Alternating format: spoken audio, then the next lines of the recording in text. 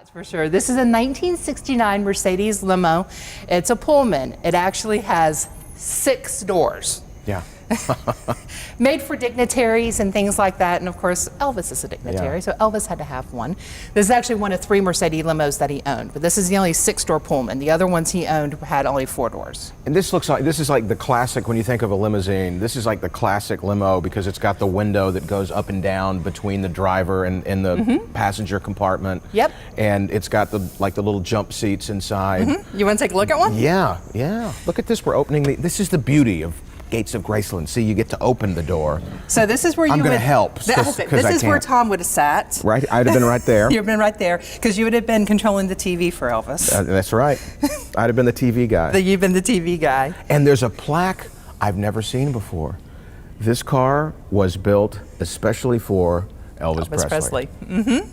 That's when you've got a plaque in your car. You know you've made it.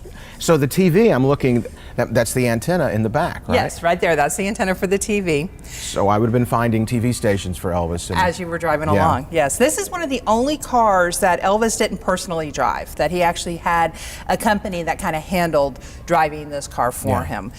So this was really the car that he would go out in Hollywood, bought it in Hollywood, so definitely a very Hollywood car.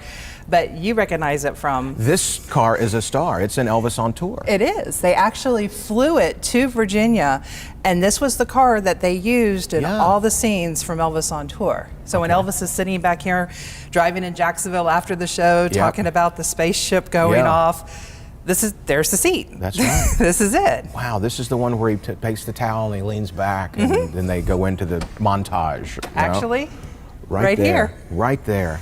Yep. Was that kind of his seat, like in cars? Because it seems like in photos he's always this side, on that side, passenger back seat, if he wasn't driving. Yeah. Yep. That because I have personal experience with that.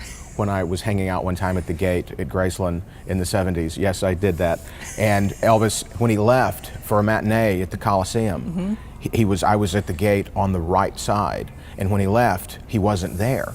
You know, he was on the other side, and so he leaves and everybody's freaking out, and I figured if I stay right here, he'll be on that side coming back. And when he drove back in, I was this far, you know, standing and saw... Right by the window? And right by the window, and he right there, and all I remember, black hair, purple sunglasses, a hand with jewels on every finger, and then just this. He was waving like at you. waving, yeah. So that's my Elvis in a car story here in episode 2 of Gates of Graceland. And this is a cool car too because it really does have that sense of style in Hollywood. This is what you expect in Hollywood. It is. This is what you expect somebody like Elvis to be seen in.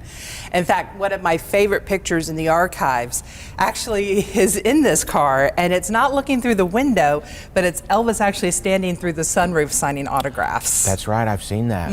Yeah. The story behind that photo was that Elvis was at his gate up in Bel Air, and the neighbors were complaining about the fans there. And so Elvis literally gets in this car and says, "Follow me," and they get down on Sunset Boulevard, and he pulls over, hops up through the sunroof, and signs autographs for the fans that were waiting for him. This is also one of those kind of cars that when you see it drive by, it's not anonymous. So it makes you want to know who's inside. It makes you want to know who's inside of it, yes. Again, why it was made for dignitaries and things like that. You want to know who's driving and who's riding in this in style. And it's got, I can see in the back too, it's got curtains on the back windows. Yep, there's curtains on the back windows. You got little glove boxes in the back. There's another little jump seat over there. All kinds of little compartments, yeah. Air conditioning, of course. Now you said this was featured in Elvis on tour, on all those shows. What did they do on other tours when they had to, you know, Elvis lands in the Lisa Marie, how do they pick him up and get him to the hotel? Normally it was a Hertz rental car. Elvis was a Hertz guy, but they would rent cars in various cities, and so those would be the cars that they would use from the airport to the hotel to the venue, back to the airport, and then they would fly to the next city and get another rental car. So we have lots of rental agreements for Hertz. So John and Mary Public could have been and would have been the next people to rent that car after Elvis had it, and they would have never known. They would have never known. So if you rented a Hertz in the 70s in a town that Elvis played, it might have been in Elvis's car. And yep. Wow. Okay, we went from speed to luxury. What's next? Classic. Classic. Yes. I have a feeling I know what that is. Should we close these Yes. doors? I don't want to fall out. One of the 6 doors. Oh, that's a good sound.